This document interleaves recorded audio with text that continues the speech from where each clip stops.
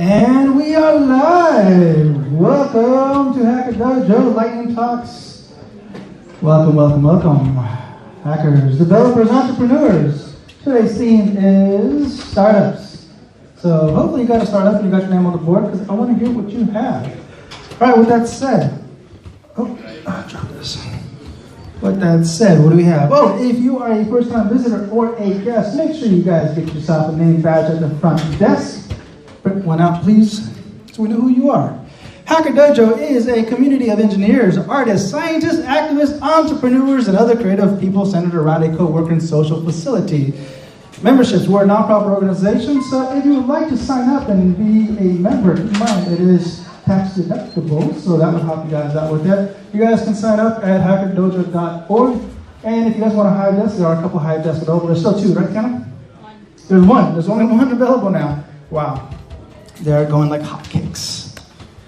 All right, current members at Hacker Dojo. Here's a couple of businesses right here that are currently at Hacker Dojo. So if you guys actually have your own business here at Hacker Dojo, let Tiana know. She's right here. Hello, Tiana. Hi. Let her know so you guys can get your name on the website and we get you some promotion here. Volunteers. Again, this is a nonprofit and we do rely on volunteers. So if you would like to volunteer, if you got some extra time, it would be greatly appreciated. If you guys want to host Lightning Talks, that would be even better. It'd be great. I could actually sit down and be like you guys, just sit there and say, yes, I get to watch you guys. It's awesome. Please, please. All right, donations. There's the Venmo. If you guys want to scan that and help Hacker Dojo for, we do a lot of barbecues here, so it'd be great to donate a few bucks there. Or if you just have some loose change in your pocket, we do have a tip jar at the front desk. And there's some hardware here, some hardware stuff. You got some plants, some indoor plants, outdoor plants, a coat rack sitting at your house that you do nothing with it. We do need that kind of stuff here. So check out that list. That donation list is also on the desk. If you guys just have stuff laying around in the garage and not doing anything with it, just bring it on over. Upcoming events, if you guys happen to not pay attention to the meetup website, I just copied and pasted here. This is what's coming up. We do have Hack Comedy coming up tomorrow. Who knows what Hack Comedy is? Raise your hand. 1, 2, 3, 4. Okay. All right, Hack Comedy is super fun, super awesome. It's super capitalized. Super, super, super. They do have that in the classroom there. It is up there in the ratings. You know, it's not for kids, so please don't bring your kids. There's a lot of comedians that show up that travel all around the states. And they are awesome. So what they do is, I'm going to give you a little, just a synopsis of what they do, right? Comedian goes up, does their jokes, yada, yada, yada. The whole time, what's going on is they have a computer that is, generating data of their talks, I assume? Or somebody's typing in the command. Is that what they're doing? They're typing stuff in? They're typing in some of these jokes in like a chat GPT. But they call it Chat GPT. And it generates images of what they just talked about. That's really funny stuff. You guys gotta check that stuff out. All right, free computer tech support. If you guys have some issues with the computer, if you guys need some firmware updates, or just need somebody to check it out that's pretty aware of computer tech stuff, head on over on Sunday, July 23rd. Data structures and algorithms, Wednesday, Python meetup. That's actually a very busy class. If you guys want to learn Python, it's really going down. It's also a hybrid class, so you guys can meet up in person or at the Discord. And I just printed out some Discord QR codes, so hopefully, and I'll show it up here in a bit too. So get your phones ready to join the Discord. Again, free computer tech support on Thursday, and Lightning Talks again on Friday, followed with dark mode. And something new we're trying out is Ultimate Game Night. So if you guys want to compete in some ping pong tournaments, some VR, what else was there on there? There was we got poker, we got some nostalgic games, and some indie gamers are actually going to come by and present their games. So if you guys want to see what they have going on, head on over on that particular day on Saturday. What else? And here's the links: Meetup, website, YouTube, Twitch, Slack, Discord, and Twitter. And there it is. Scan it. Discord invite. Please join, so you guys know what's going on in the community. Oh, speaking of Discord, so as I mentioned, we have themed nights, right? Themed lightning talks. I've been posting polls on there and having the community vote of what the next theme should be for the following week. So if you guys join the Discord, you guys will be able to vote and determine what the theme is for the following week. So it'd be really nice to have you guys there. I want this to be community involved as much as possible. You guys get to determine what the theme is for next week. All right? Group photo, if you guys can please kindly remind me right after the event to take a photo in the back. I always forget every single time, so please, somebody. All right, with that said, we do have a rule at Hacker Dojo. Can somebody read what that rule number 1 is? Welcome, hackers, developers. No, just on top. No, rule 1. Be excellent to each other. Be excellent to each other. That's the rule. I wasn't going to make you read that whole thing. He was about to read the whole thing. Oh, man. That was the joke. All right. With that said, we are pretty much done here with I guess my part. Is that it? Is that it? Anything else? I guess that's it. So we got Peter coming up. Products, development, hardware. All right, so I'm going to go ahead and disconnect this and hand over the mic. So if you can do us a favor there, Peter. Yes, sure. Absolutely. Okay.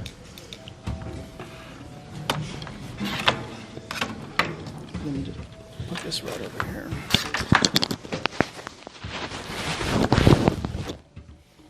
Excuse me. Yeah.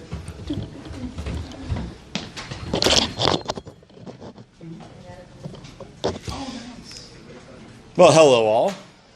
My name is Peter Hughes, and I'm a product development consultant. So I'll be talking about hardware today, mostly. As long as I can remember, I've loved products from my first invention and automatic page. Yeah, I don't think. Okay, yeah, they're just not close enough. There we go.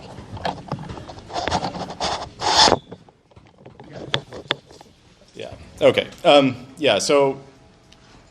For as long as I can remember, I've loved products. After my first invention, an automatic page turner for concert musicians, I was hooked. I found the entire process from discovery to prototyping to test to be exhilarating. And mostly, I just loved the simple act of creating something that had never before existed. To date, I've been involved in the development of several tens of products across many industries, including AR, VR, AV, CE, including body-worn, medical, industrial, B2B electronics, consumer, transportation, and others. And I have had the pleasure to work with some of the most innovative companies in the world, such as Apple, Cisco, FedEx, GE, Intel, and Merck Millipore, among others. I performed CFD analyses of steam reactor components, led projects in rocket engine manufacturing, developed optically based instrumentation for the steel industry, taking me as far as South Africa. I have designed mechanisms at Apple, led the development of a cancer detection instrument, and ran my own consultancy for over 5 years.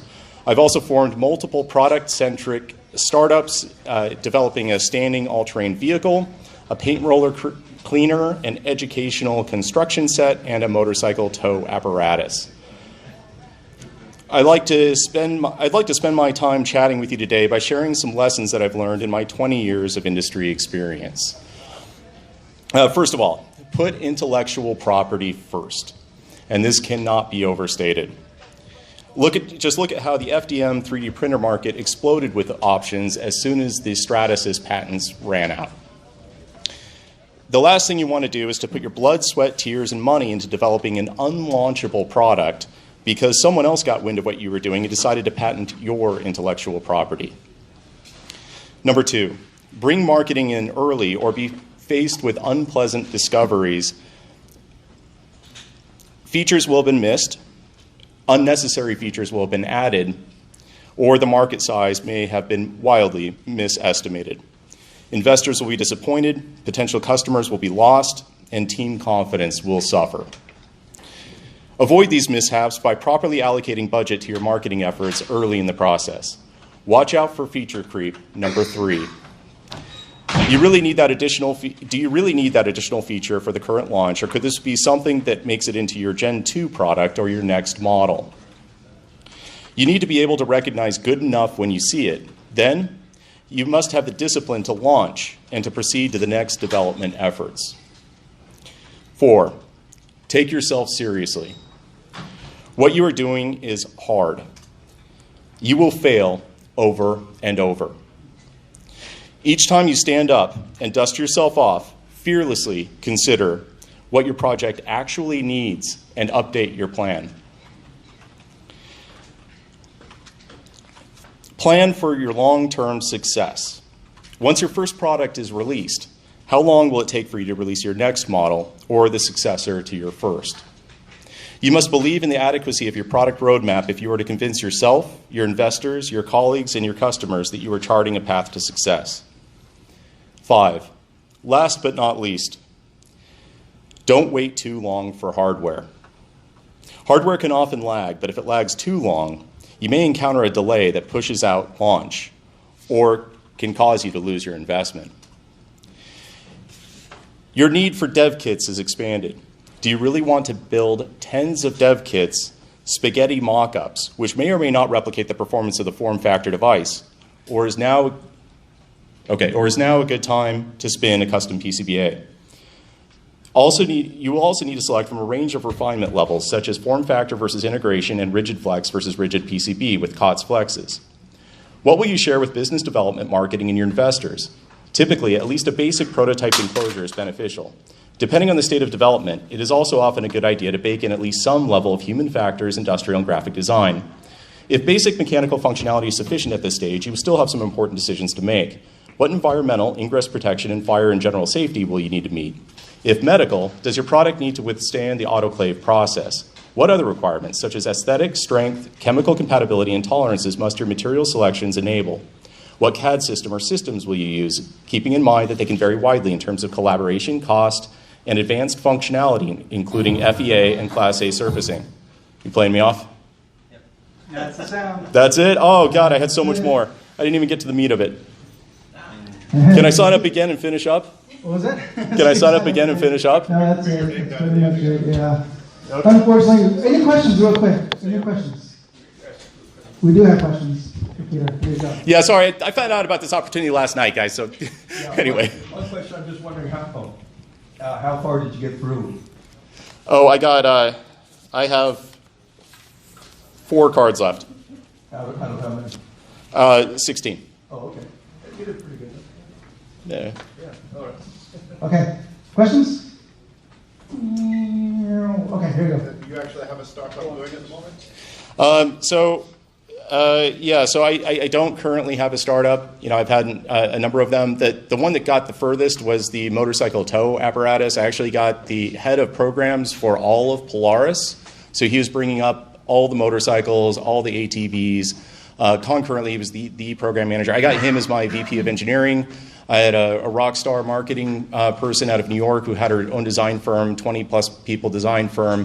We had the right team, but that's why I put in here about the marketing is because, you know, we did our own marketing research, but, you know, sometimes it's a chicken and egg thing where you kind of have to build the product before you find out what the market is. And we got to the point where we had the product and we had the team and we had the business plan, but the market that we thought existed was not the market that the investors thought existed. And when we started to get into it a little bit more, we started to agree more with the investors. How much money did you burn doing that? Oh, God, I try not to think about it. All right, with that said, it looks like there's no more questions. So thank you, Peter. Thank you. Yeah, All right. thanks. Next speaker, we have Jason. They didn't like you, Peter. They didn't like you. Thank you, sir. Which one's mine? Does this Okay. go on the website? Or? Yeah, sure. You got a computer, yeah. Okay. Let me just move my computer here. Docs, just to let you know, we did have Tiana fix that. Let me grab that. Oh, did you want to use it? Yeah, does this connect to the screen or? Actually, let me reconnect it. Then I can put It's up not fixed? my pitch. Sure. So basically, my name is Jason Gilbert. I guess this is count as my 5 minutes of No. time? Okay. So I'm the founder of TV Feeder. So it's a new startup in the media and entertainment business. And so he's working on put up my pitch deck here. And so I just appreciate the opportunity to present. I'm definitely not as prepared as the last presenter, but see how this goes here. John, how come it says no signal? It's not plugged in. I don't know if he's starting anything sensitive, private keys and stuff, No, this is not a proprietary anything. All right, you can plug it back in here on that side.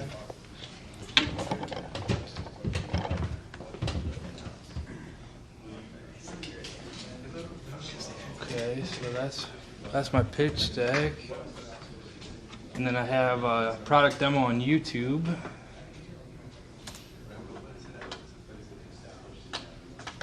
And yeah, you can connect with TV Feeder on all your social media right now. I've been doing a lot of social media marketing to try and get the word out. Whoops. TV Feeder commercial. Okay. I definitely need to make a better video. Maybe we'll just start with the video because that's what I've been showing people. Basically, this is my product demo now, patent pending interface. And if you see the buttons here, so we got video games, music, movies, sports. And here, let's close this. And so what the idea is here is this is a new mobile smart TV. Works on your phone, like a new phone remote control. And you just program all the different windows, and it can be apps, websites, streaming, videos, video chat, and just easy program everything. This could be on your phone as you're selecting what you want to see on the big screen. So you just click here and cast it to the big screen, and you can have all your apps and websites and video games and computer screens all in one system. Here's how you program all that. Jason, can you grab the microphone? Sorry. So it combines all your, you can program your websites, apps, videos, video games, books, art, music, all in one system.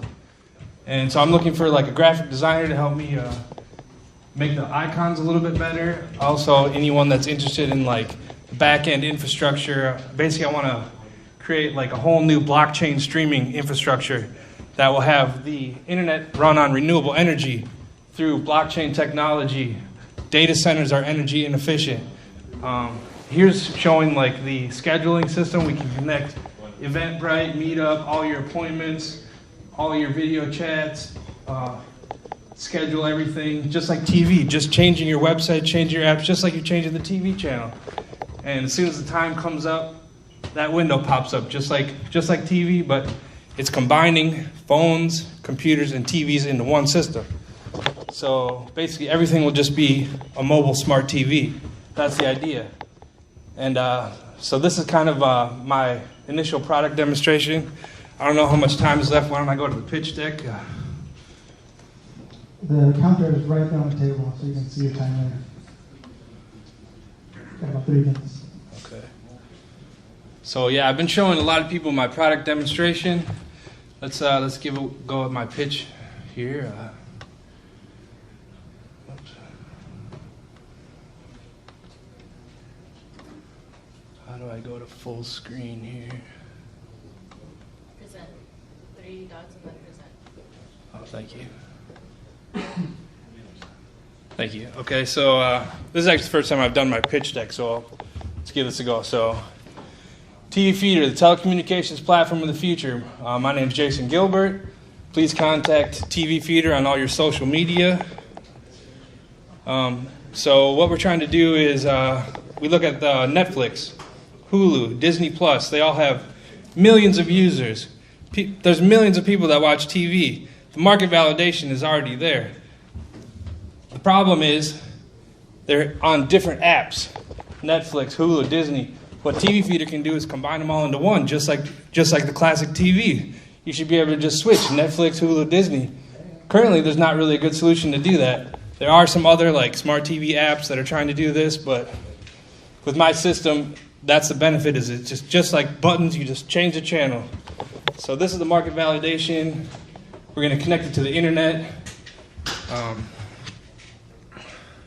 Market size, 5 billion computer users, almost 2 billion television users, and currently 1 billion streaming. So clearly there's a massive market. If we combine television, computer, and internet, it's pretty much the whole world is the way I see it. Now, of course, there's some countries that have slower internet speeds, so that's why we're focused on the United States initially with the internet connection we have now. But I do think there will be increases in edge computing and new like light-speed telecommunications. Like that's what I'm focused on with fiber optic connectivity. So here's showing some of the main media companies: Comcast, Fox, Netflix, Warner Brothers Discovery, Endeavor. These are some of the massive media companies. And what we're trying to do is connect these, obviously, but also we want to have like local content creators be able to monetize their own content. For example, DJs. We're connected with, I don't have much time. Okay. So yeah, Super Bowl, only 6 million streaming so far. So there's huge opportunity for the 100 million users to make everything be streaming. So we got computers, smartphones, entertainment, internet. Good. Sorry, yeah. But yeah, so hopefully if there's any questions, I'm happy to. All right, Jason, that's Jason with Founder. Thank you. TV Theater. All right, questions? I've got a Flex box from Comcast, and it doesn't work very well. Can you see your software and stuff running on that box or something similar? Yeah, great question. So there's a lot of similar things to that, like Fire Stick, Chromecast, Comcast, Slingbox, all these other. The difference is what I'm trying to do is basically no hardware, no wires required. It's just any screen that's connected to the internet. This screen is connected to the internet. People aren't using TVs for the internet. People aren't using TVs for their computers. And that's why I see like there's such a segregation between computers, phones, and televisions. I'm trying to combine. So everything is just a smart TV. Your phone is a smart TV, your computer is a smart TV, and your TV is a super smart TV. I use a smart TV as my monitor. But there's still definitely segregation in those three industries. Like, yeah. Great question. All right, more questions? I'm just wondering, since you don't own the feeds, right? They're coming in from all these different companies. How will you make money? How will you, get revenue? Yeah, any business, there's lots of revenue verticals we can address. We can do advertising. We can do premium content. We can have, Well, don't they have their own advertising? I mean, you'll be competing with their advertising, or? Yeah, we would put our advertisement on top, or if it's like a pay-per-view, we would do concert events. You buy tickets for concerts, for live events.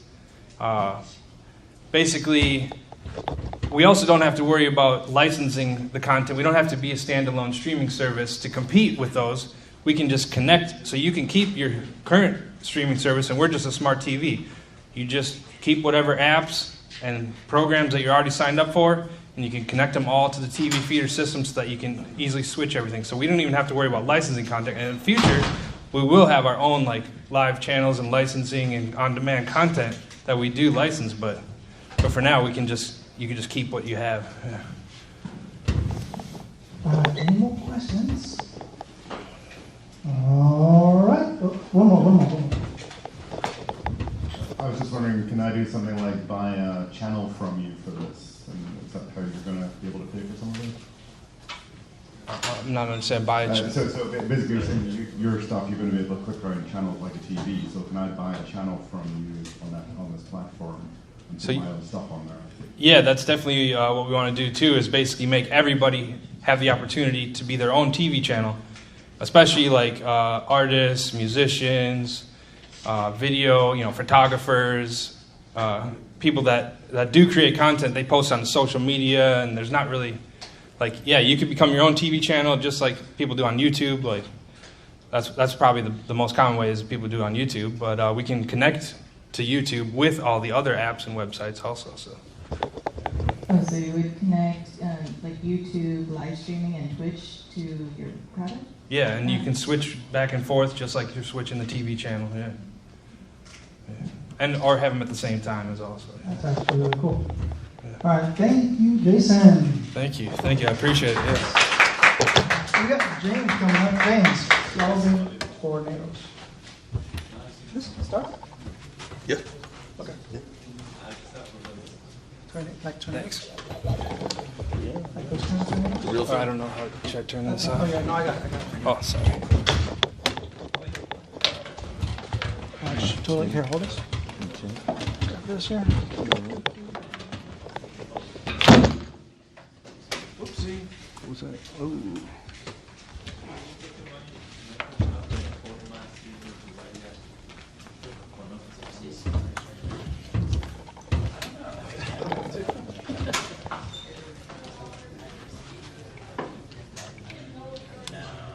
All right, James, before you get started, just introduce yourself and a little bit about your background, please.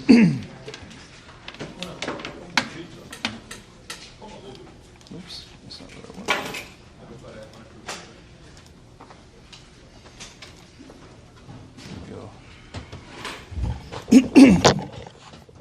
Hi, I'm James McGinn. I'm a scientist, a theoretical scientist of sorts. What I'm going to be talking about today has to do with tornado genesis and also just storm theory in general. So this is my, oh, there we go. This is my website I've been working on for about a month now, and this is the first time I'm showing it to anybody. So the name of the company is Solving Tornadoes, and the question I'm asking you here is, can you pop a bubble? Okay, and it has a hand in the background there showing that. If so, do you want to help stop tornadoes and steer hurricanes? And if you answer yes to those, let's get a raise of hands. Who here can pop a bubble? All right. So I'm going to get all kinds of names coming into this here today. All right, so what you do then at that point is you click here. Oh, and also, do you want to help stop a tornado and steer a hurricane also? So that's part of it. And then it'll just ask you, an employee or co-founder, investor, and also client of Solving Tornadoes, and that would be nations, states, municipalities, and that sort of thing. But now let's take a look at the science. And so what underlies Solving Tornadoes is 3 breakthrough realizations about the way the atmosphere actually operates. And one of those is that in storms you see low pressure, high energy air appearing on the scene. And according to my theory, this high energy, low pressure air comes from the jet stream, which could be hundreds of miles away from the location of the storm. And so we can kind of think of the jet stream as a repository of the energetic part of flow of the atmosphere. And vortices, and a tornado, you're just seeing the tail end of the vortice, but vortices are the delivery mechanism of the low pressure energy of storms. Now, vortices can run for hundreds of miles between the origin of the low pressure energy, which is the jet stream, and the location of the storm. And it has to do with the nature of how the vortice grows. And it grows based on where it finds wind shear. And wind shear involves flat boundary surfaces in the atmosphere and high energy conditions. And from that, it spins up the surface tension properties of water. And when these become conserved in the context of the sheath of the tornado, they actually form a literal tube. And these tubes are the delivery mechanisms of storms. So, as you can imagine, once you understand those physics of there being a delivery mechanism, and also, by the way, the principles of hydraulics play a role in that along the lines of, well, that gets a little bit complicated. I won't go into it. But the point is, though, that these tubes are just tubes. And the tubes are made of surface tension properties of water. And if you can control the tubes, you can control the delivery of the low pressure energy of storms. And that means that you can potentially stop a tornado or steer a hurricane. And that's my whole talk. Does anyone have any questions? Okay, I was ready. Okay. All right, questions. Here you go. Where's the microphone? Questions. Sure. So hurricanes and tornadoes have lots of energy. Wouldn't it be really dangerous to try to do that? Not really. I don't think it would be dangerous because we would use drones, first of all, you know. And also, we're attacking a place that's between the, it's not the jet stream and it's not the storm. It's somewhere in between. And it's just a matter of finding that conduit. You know, if you find the conduit, then you just have to be able to breach it and somehow stop it from doing what it's doing. So they exist. And the reason I use the concept of a bubble, because a bubble is surrounded by surface tension of water, okay? And in a tornadic vortex, you have a different type of surface tension that comes on the scene in the context of wind shear. Now, this type of surface tension is a lot more aggressive than the surface tension you have of a bubble, though, right? Because the surface tension of a bubble is very easy to pop. But this other type of surface tension, really, it's still just water. And if you can somehow control the factors that cause it to exist, which has a lot to do with the flow itself. So if you can bisect the flow, you can essentially possibly pop a tornado. And of course, if you can pop a tornado, then you stop the delivery of the low pressure energy to the storm.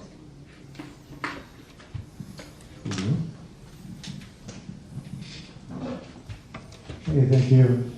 So I'm just a little bit curious on how you thought about what the consequences of stopping a tornado is. I mean, in the grand scheme of things, it probably has value to the ecosystem. Right. In other words, you wouldn't want to stop storms altogether because storms deliver our fresh water. So, yeah, I mean, I don't disagree with that. And I'm not saying it would really even, that'd probably be the hardest part is identifying which tornado is a bad one, you know, which ones do you leave alone. But there are factors where you can kind of get a sense of when they're going to be destructive. They kind of know days ahead of time when they have destructive conditions coming their way, if that answers your question. Well, I guess that leads into other questions. It sounds like you're expecting to be able to kind of use this almost like a light switch, you'd be able to shut down? That would be preferable, but obviously at this time, until you try, you don't really know. You know what I mean? And I feel like DARPA has other geoengineering projects and things going on. I've heard those kind of, well, I mean, there's other subjects, there's other things going on. Unfortunately, they're basing it on the current theory, which isn't very good. So there's a real problem in academia with respect to understanding the role of water in storms. Right now they have the role of water as being something where it's energetic, where it's providing this uplift. And that's just a nonsense notion. And the proper role of water in storms is as the structure of the conduits. And the structure is a consequence of H2O surface tension properties being amplified on wind shear boundaries. It seems like this is something you might be able to pitch to airline companies and such that it's a product they could not afford to not have it because they want to be able to have that ability to see what's going on with these. Yeah, I wasn't thinking of the airlines, but I know it would be important for them. It would also be important for oil companies who have assets out in the middle of, you know, large oceans and stuff like that. And obviously it's important to municipalities who might get hit by a hurricane that hopefully will be able to steer and have it go back out into the Gulf of Mexico. Well, what I'm thinking, if these companies with all this money don't have your product, they could be in real trouble and get lawsuits. And well, especially insurance companies. You know, Well, it's going to cost them billions of dollars if a hurricane hits their city, and so you could potentially save billions of dollars if you can stop it. Yeah. I'm selling your product for you, James. What's that? So you're somebody that people have to have. That's what I'm saying. Yeah, I guess you could look at, you know, in the old days, rivers used to come by and they'd wipe out a town every 10 years or so. Yeah. And then they started building bridges. started building dams and stuff. And that's kind of what I look at this as, just a way of, once you understand how it works, it's really not that hard to find mitigation of it. Yeah. But until you understand how it works, all they have is confusion, and that's what's going on now in academia. Yeah, I think you might have something here. Yeah. Question?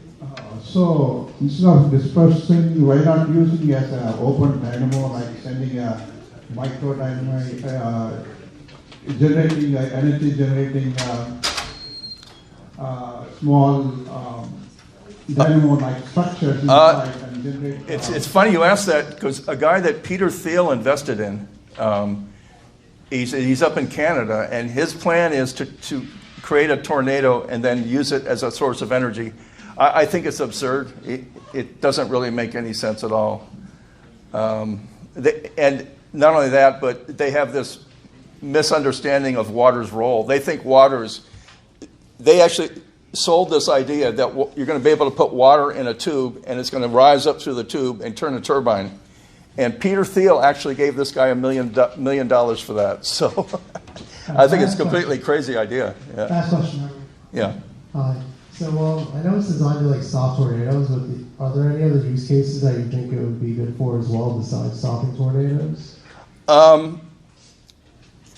The knowledge of a vortex, of how the physics of how it works, I think might be something that you could devise a device that would be a good fire fighter.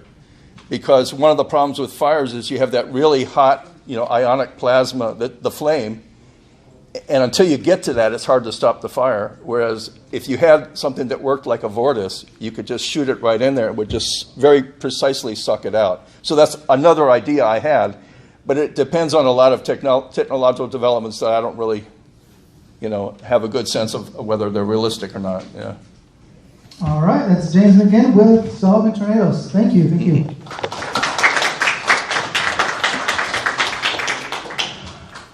Who do we have here? Next, we have my boy Alexander coming up on stage. Fast Fire Update. Come on up, man. All right, this is an interesting story. Alexander came up. Actually, I'll let you tell the story. You tell it better, man. I think you lived the story. Well, how this fast fires happen. Oh. There's some new faces here. I think they deserve to know how fast fires came to be. Yeah, tell the story. I'll give you a free minute there. Let's see. All right, no charge for that extra minute. So,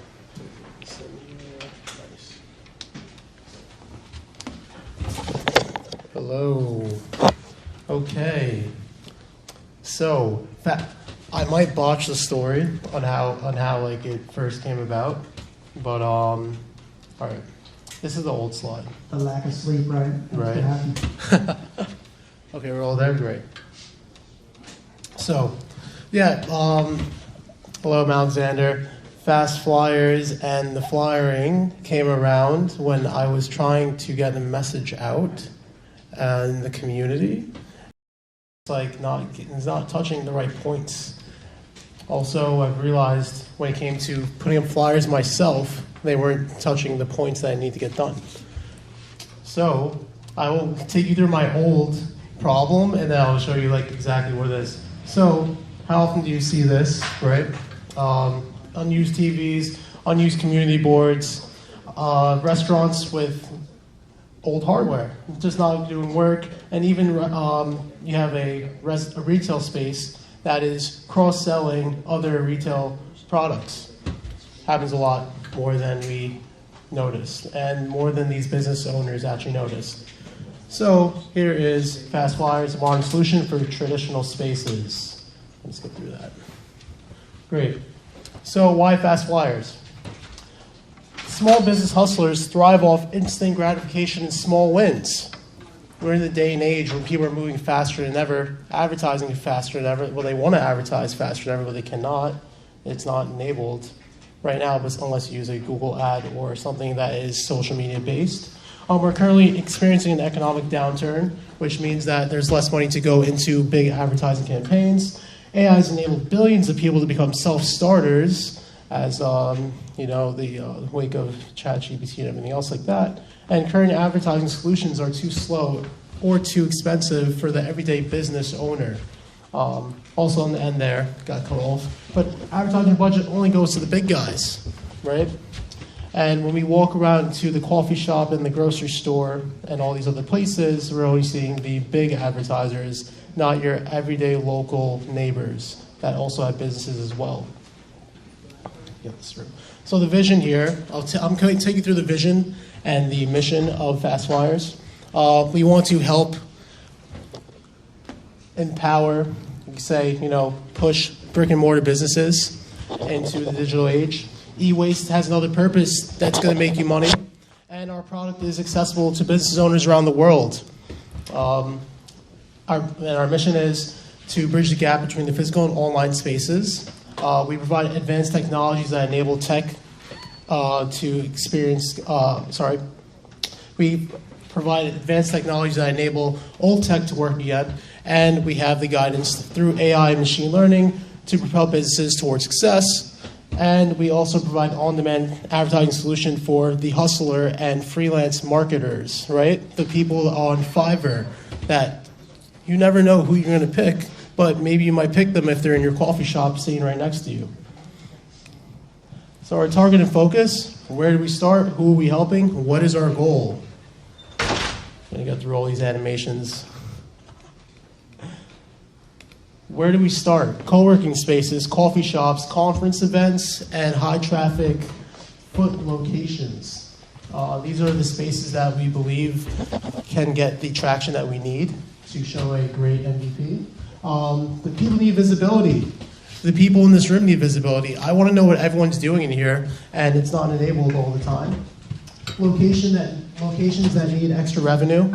They can name a couple small businesses right now that would love to earn some extra cash on advertising, but they only have platforms that they're able to show. And enhancing our customers' network effect. And finally, what is our goal? Enable faster advertising channels, enable businesses to provide a local value and provide for the people in that community. And lastly, to enable perfect timing for advertisers. A lot of the times if you go to a, say, baseball game, maybe you're in a certain location where there's a lot of foot traffic, you should be able to capture that market when it's there, and you know your customers better than anyone else. So let's get through that. The vision. Currently there's millions of rooms that need to enable more visibility, but they do not have the operating channel to do it.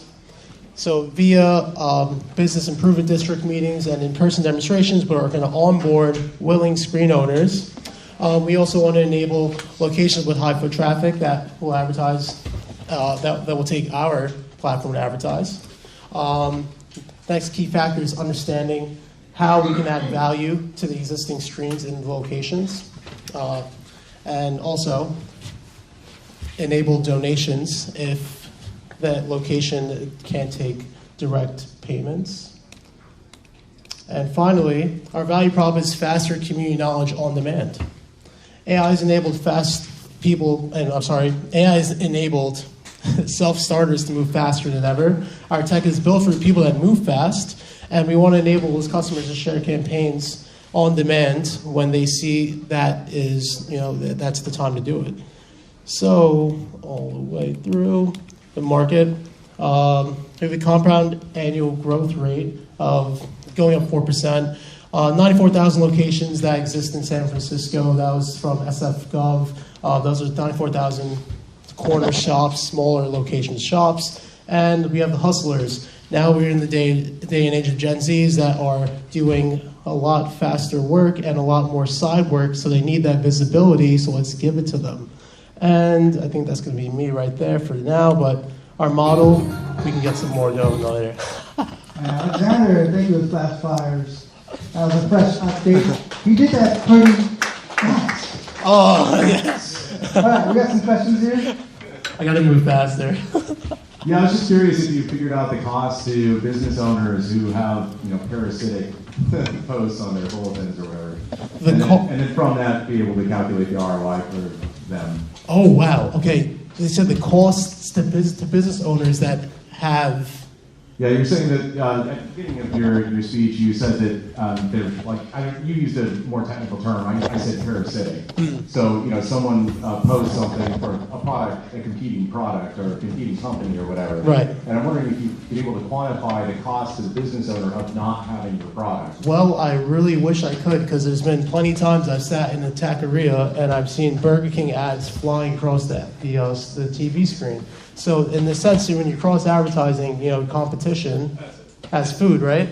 It's one of those things that's hard to track. I've been trying to do that research. I can't say I've been doing that much hard research, but I definitely will get more into it and figuring out what that cost is, because it is very important and definitely a detriment to any business that is small business and showing larger entities in their spaces. So. First of all, Alexander, taqueria, I'm not going there for the flyer, bro. I'm going for the tacos. All right? Well, first of all, I think the idea of flyers is really interesting because, when you see a flyer, someone put some effort into that. It hasn't been up there for 3 months, right? It's been up there for a short amount of time. So there's some freshness to it. I'm trying to understand, though, where is your value, where do you bring value yourself, your company? And maybe what you could do is walk me through how your typical customer would, let's say, find you and then start using you and that kind of thing. So the typical customer, what we anticipate will be is that when you're walking into a space, we have to onboard certain locations. I actually have locations in here that are already willing to take on our product and utilize the space so they can earn a little more extra revenue. Because right now, I have one gentleman, I'm not going to say the space just because it's live, but he has 3 flat screen TVs. He was going to do an NFT project. The NFT project went down in flames, and now he has 3 flat screen TVs and uses 1. So the other 2 TVs are beautiful spaces for us to help him advertise local community events and helping everyone else to get in there. So that's kind of like the first kind of onboarding customers in a sense. But also, I think I might be off track with your questions. Well, you talk paper flyers, right? Yes, well, and that's the thing too now. So paper flyers in a sense. Now, do you guys make the flyers, or do you distribute them? Or? Oh, I'm sorry. Let me backtrack. So these paper flyers would look a lot better on an older TV or a TV that is not in use anymore, and that's exactly what we want to enable. We want to enable old hardware that is not in use in store locations, and help these store owners earn value from their customers and from the people who want to advertise in their locations, which they usually do for free by donation. So, yeah. All right, Alexander, thank you. Please connect with Alexander afterwards. I'm sure you guys have a lot of questions. This is an interesting project, and I'm sure there's going to be a lot more updates coming soon. Let's go. Hey, really quick, bro. About your boy with those extra TVs, man. Tell him to hook it up, man. All right, you got to do a lot coming up. Aerospace research and development. Interesante. Será, siguiente.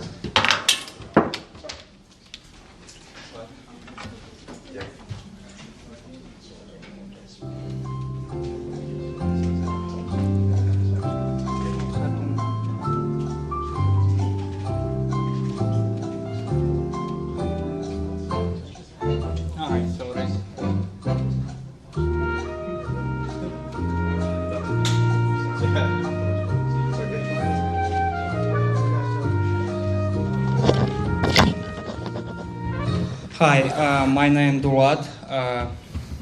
We are aerospace startup. We do research and development in energy and anti-gravity. We building software with hardware.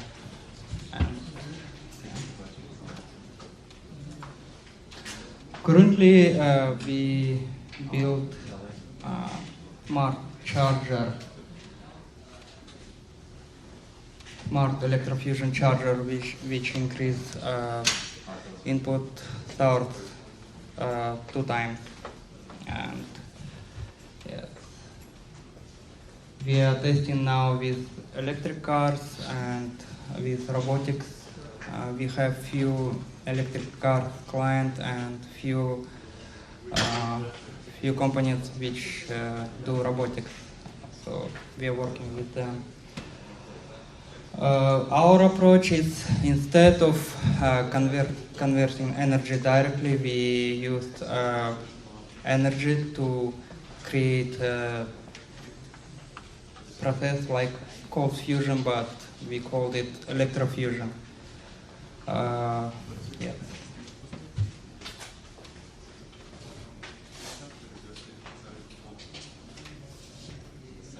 Okay.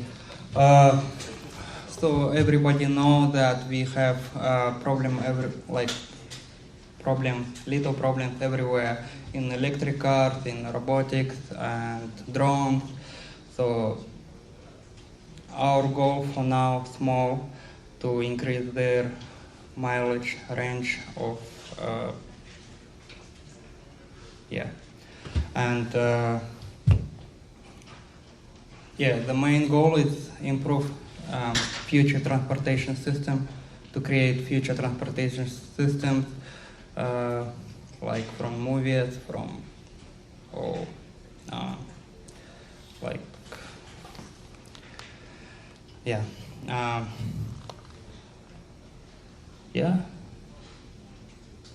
that's it. I think everybody understood, yeah?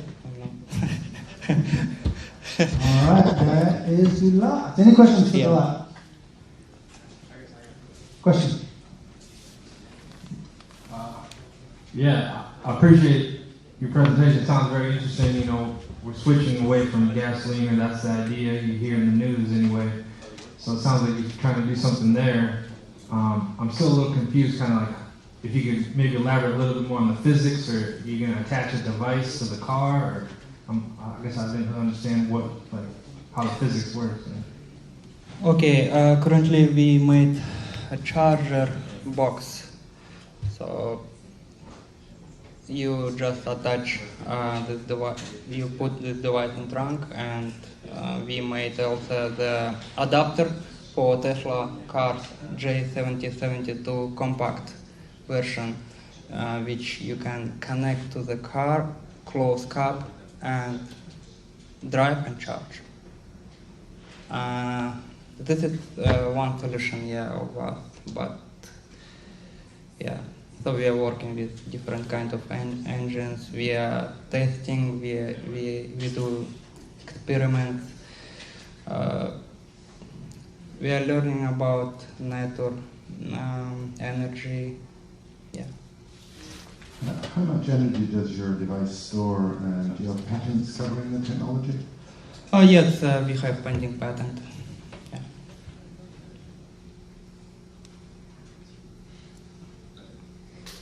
Okay, perfect. Thank you a lot.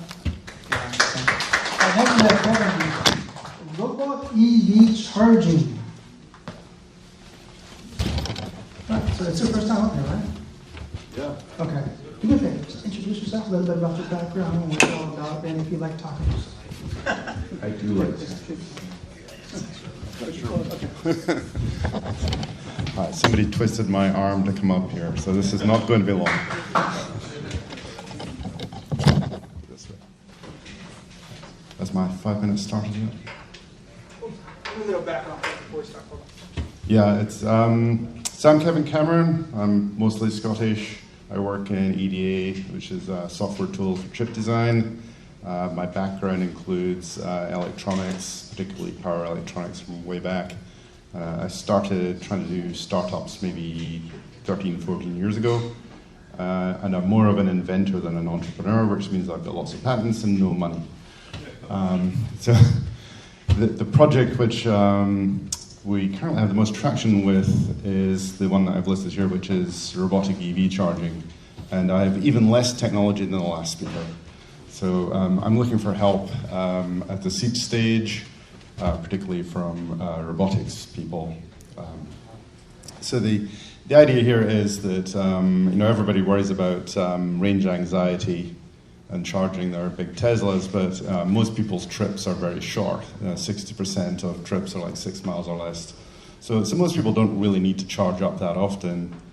But everybody's going to be moving to electric vehicles, and when they do that, it's going to like triple the load on the grid if we go the way we're going at the moment. So there's an opportunity in moving energy around, which I haven't seen anybody really go for, and it's the opportunity is taking solar energy from the daytime when it's really cheap and moving it to nighttime. And that's, you see the state has enabled that by mandating by 2027 all the cars should be V2G capable. So what we're looking at is how do we get all the solar energy into the cars during the day so we can sell it to PG&E for a large amount of money at night, and possibly put PG&E out of business if we can. But we're doing it with robots. So the idea here is we do something with small robots, either small batteries or super caps, and we use a lot of them. And what they do is they run from buildings where there's cheap energy and dump it into cars. And we're going to be doing this with a wireless adapter. So this goes back to my power electronics background. We don't really have a fixed format for the robots. It's going to depend what you're doing. If we're doing this in car parks, it will be low-profile robots that run under the cars and attach. And if it's in the street, it will be robots that go attached to lampposts, get energy from the grid, and then dump it into cars wherever you park them. So the idea here is that wherever you park your EV, the robots will come and find it and charge it for you during the day. So you'll never have to go to find a charge station. You'll never have to go find a gas station. It's all hands off. Obviously, there's a lot of moving parts to that. And I've only got one patent for how we attach the robot to the car. There's things like how does this fit into the grid? Can we make the grid smart? Where do we want you to park your car? Can we give you incentives to park somewhere particular? It's large and complex, and we'd like to do things like we'd like you to buy a car with a really big battery, but you never drive anywhere. As long as you park your car somewhere sensible, we can make money out of it. So we will actually do things like pay for your car battery. That's where I'm going with this. Is we want people to go out and buy electric vehicles because it's really the cheaper thing to do for them, but you can't do with an ICE gas car. So this is sort of a large, complex thing where we're trying to make money doing the right thing and incentivizing people to do the right thing by making it cheap for them. So I think I'll leave it at that and take questions. Awesome, Kevin. Thank you. My question to you real quick is, how many other patents did you said, you might have missed, what happened? What other patents do you have? I have one patent pending for how we do the robotic coupling, which is two pieces of a transformer in a kind of conical form. So it's very tight coupling, but it's not locking in, so it's easy for the robot to do. Not like the big snaky hand from Tesla or something. I've got other patents for energy management around the home. So there's a whole smart home thing that's sort of attached to this. Question? So it's like mid-air refueling. We could do that one as well. I talked to somebody last week whose startup was trying to do this thing where they put a battery behind your car and pushed you along the freeway. And we could use the coupling for doing that. And that would mean you'd never have to stop. I was joking, but that's super cool. All right. Thank you, Kevin. Looks like that's it. Oh, no, there's one. Hold on. Wow. Okay, so I'm a little confused. You're saying these robots are going to be kind of everywhere, wherever we park, there's going to be a robot that's going to charge in a car? Is that yes, they're small robots, so it's like the size of the, say, Landroid lawnmower robot. They cost about $1,000, $1,000 for a robot arm for attachment, and then maybe another $1,000 for batteries or super caps. Okay. And that's kind of your price point, and then we do charging as a service. So like a subscription service? Yeah, it's hard to tell how we'd actually do that. Okay. Maybe I'll ask him to tell me. Yeah, I'm not that up on electric cars yet. It's in the future for me, but don't they all have like different plugs? I understand there's a lot of issues with plugs for these charging stations. Yeah, we wouldn't have our equipment on people's cars when we start, so we're going to give you a dongle which just hangs off the car from whatever plug you have, and the robots will find that. Oh, okay, cool, thanks. One more question, hang on. So the robot's going to kind of come up and maybe like negotiate with you and say, hey, do you want to get this deal and that kind of a thing, and maybe they'll sell you something else too. That sounds like a really good idea. Salesman robots. I'm sure someone's thought of that already. Wash your windows. I'll sell it to AAA. Yeah, robots would be fighting in the streets.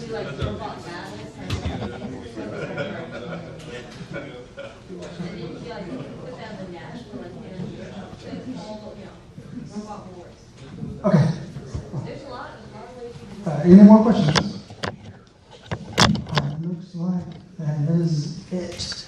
Let's get, yeah, do you think you want to try this out real quick? See if you can try it. If not, we'll go to Evernomics. It's fine. I'm on Hacker Dojo free, so I think it may not work, but I'm just going to preview it. Sure.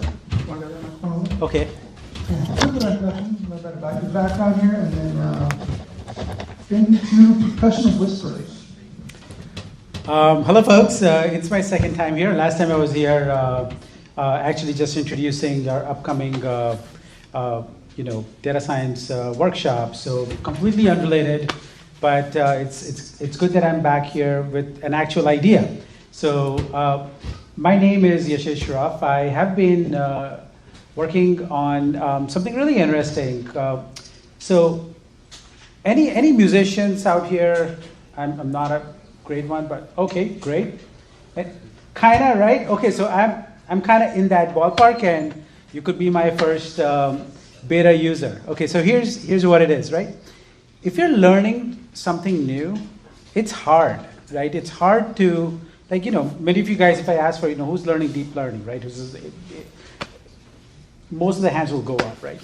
But it's hard to learn something new as you're practicing it and then, writing notes and other things. Well, music is no different, but music actually wants your complete attention. And if you don't do that, and if you're like kind of writing something on the side because you're learning from somebody, it takes a lot away from your attention. But you do want to go back to it and try and figure out, okay, what did I hear? Okay, where are my notes?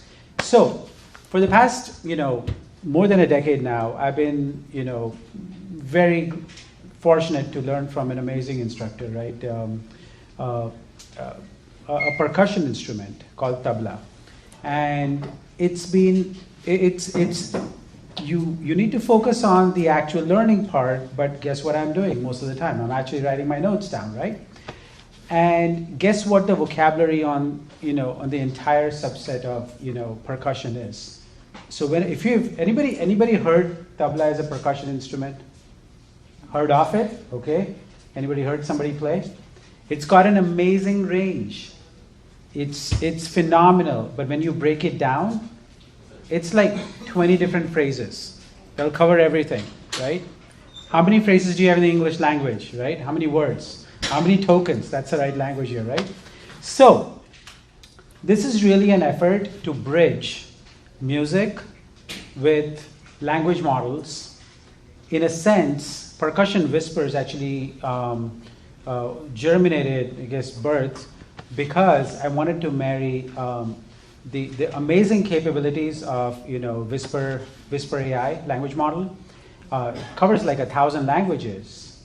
But when I tried it, just plain and simple, right, without any modifications, on my short musical vocabulary, it spectacularly failed.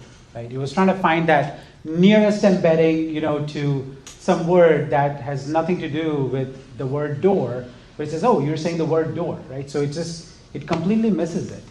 And I think there is a space for it, right? So I've been working on this.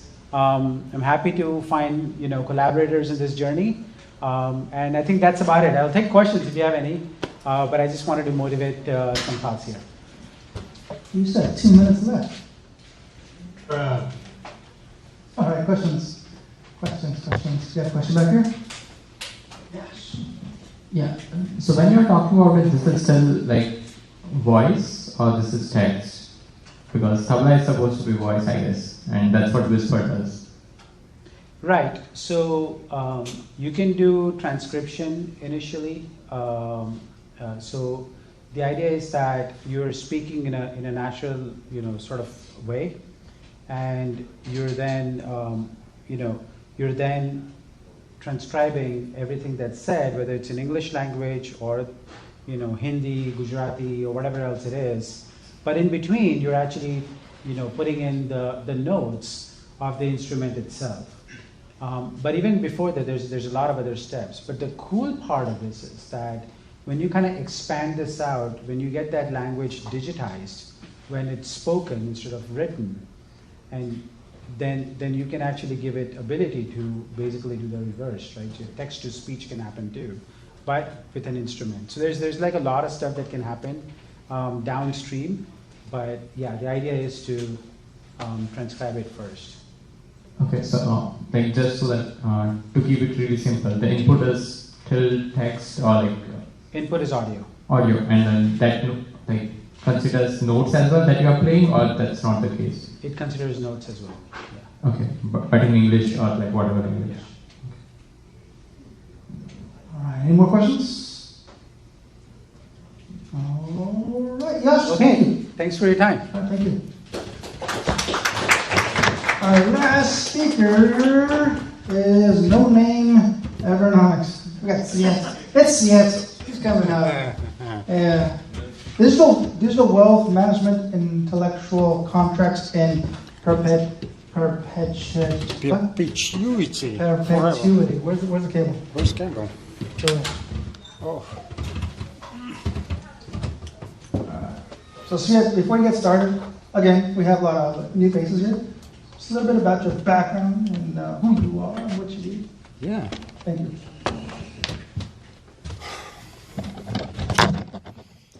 My name is Svit. I'm a co-founder of Evernomics. Most of my time I spend working for myself, being at the first stage of career, mostly private equity, then switching to VC, and now doing my thing, which I'm trying to combine everything in one. My education is mostly finance, but I did programming in lab. So I wanted today to present my company, which is a compounder. It used to be Svet platform, now it's Evernomics.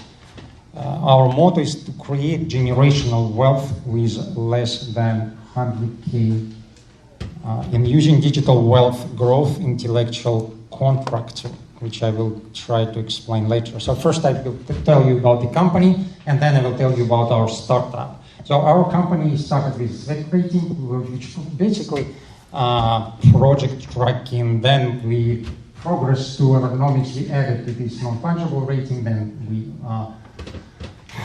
completed with a piece of code, which is digital traded fund. And now we are on a stage when we start to invest through our network of partners. Svet rating is it's a review for early age projects. Everyone can ask us to make that review, but he needs to pay. And then he receives this rating and review, which serves as confirmation of project status for investors, more or less. Then non-fungible rating is essentially NFT, which after receive our rating, you got on your wallet, and then there is this NFT viewers now very widespread, and if we see scan the network, I mean blockchain, we are on a Polygon and EVM, Ethereum. Then they can find your startup by scanning.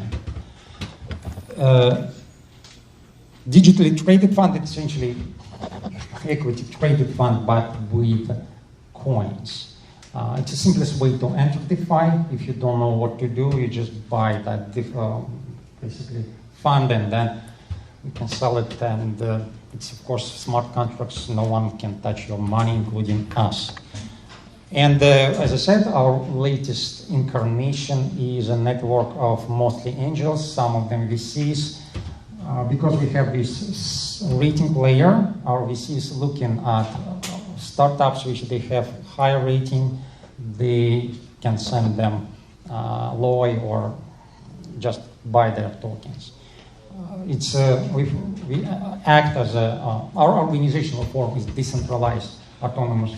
Organizations means that we don't have like legal status, but each of these VCs, of course, do. They're in different countries, including the United States.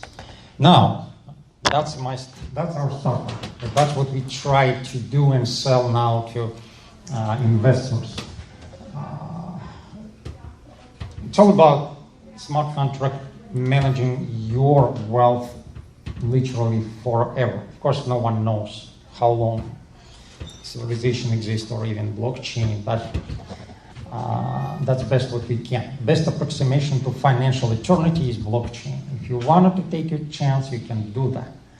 Plus, it's got additional ramifications, not necessarily just got some crazy idea, but say, even, and we'll talk about that in the next slide, even preserving your family wealth is difficult. So what's the usability of this smart contract? So you got your money, as you understood, right? They're managed by the contract, which exists forever. There is a technique how we can do that. Of course, it depends on network or the future, which network we can migrate, but anyway. So that's one of the reasons, right? In 100 years, 0.1 BTC becomes 9 million. In likelihood that no one of us can touch the BTC, but if everyone got children, so plus, huh? So it's 9 billion. Oh, right, yes, it's even better. It's 9 billion. Sorry, it's compounded, of course. Then next implication is so many wealthy people, they leave their money with the investment fund. With funds, and then a legal team manage it. So smart contract can do it without that. And the last but not least, it's a family wealth. Statistics say that it lives less than 2 generations. You can check me out on Google. With smart contracts, it can last much longer. That's it. If you have any questions, I will pay you $5 if this is a good question. Jim, you already give me 10. So. Give me some tacos, I'll take that. Yeah, that's good incentive. All right. That's a good incentive. Yes. Okay, is there some type of crypto or Bitcoin or blockchain that I could buy that would help me survive AI bots in the future? Yes. Oh, you mean? I thought you asked me thermonuclear explosion. That's the most popular question. Sorry. Oh. Yes, they're going to do like boom, EVM, electromagnetic impulse, which just shut everything Well, now down. they think that AI is going to take over and it's going to start killing us. I mean, like, if you had a ransom or something like that, or some way, I don't know. Jim, you all scientists, such a thing like artificial intelligence doesn't exist. Okay. Anyway, that's an idea of a coin that someone could develop, but this will say... Definitely, yes. We're going to be paying, it's not ransom, we're going to be paying the artificial intelligence better, we're going to be bribing it. So there you go. That's good enough. Small something for you. Yes. Yeah. Another question? All right. Yeah, you mentioned the NFT rating, which sounded interesting. So is that basically you're scanning the network to see how many of these tokens are being generated, and then you're using that as an estimate of the token's popularity or something? No, that's vice versa. If you got a rating from our company, then we take an NFT and send it to your wallet. And then, you, especially if you have Ethereum domain name, this Ethereum domain name, which directly associated with your company, and then we can scan all the Ethereum domain names, and we can see our ratings there. So this yours kind of allow you to see rating, and it stays there like always. That's basically how you become visible. All right, thank you.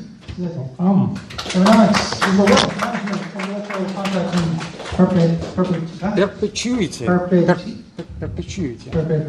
Yes, it's like a perpetual futures. And you're here quite regularly, yeah? Uh-huh. You're here regularly. Oh, I'm very regular. Okay. So you guys want to talk to us? Yeah, you can meet up with them pretty much. Yeah, we're playing poker today. Yes, afterwards, poker. All right, with that said, I'm going to go ahead and wrap that up. Thank you guys for joining Lightning Talks and for joining the Discord link. That was great. We already got a bunch of people that joined us. If you guys want, hang out afterwards. We're going to set up a fireside chat in about five minutes. It's going to be afterwards. Oh, actually, so yeah, Peter, right? Oh, thank you so much. Yeah, let me have him finish up his talk. Yeah, just you can set up. Yeah, he just wants to finish up real quick. Yeah, thank you. Thank you. All right, yeah, all right. So this will be quick. All right, so so I was talking about things that you need to consider when you're manufacturing a product, things that can bite you, and some additional considerations. If you are going to build in-house, will you procure the equipment? Will you rent, or will you take advantage of one of the many Bay Area or several Bay Area maker spaces, such as Maker Nexus?